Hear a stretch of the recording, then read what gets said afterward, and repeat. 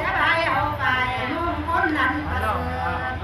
มาผูกคอแขนเท่าที่พอพันอันหนึ่งนักมีเรื่องจะบอกให้พอตัวใจทางมันมีปัจจัยเงินคำทำวันที่ยอมวันก็รับเบิดแล้วจงยันทำขึ้นมาโอ้ยให้เจ้าโอ้โหเกินเอาวันลาก็สู่จริงเป็นจังได้แม่งกะลิหูเป็นบุรีเหลือบอนางพะเมียจัดตาแก้มเงาเมียเจ้าอยู่จังได้จังได้รางวัลมาพอดีว่าง่ายวันนี้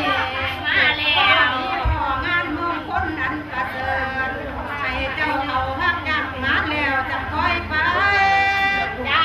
ก็ผู้ค้าจะขอเงินสงการให้จะเสริมวันหลานดวนมาทางพี่จ้าวันไปตกน้ำให้พอพังลงงบวันลันไปตกลงให้พอพังลงคันวันลันไปที่เอาเทพเด่น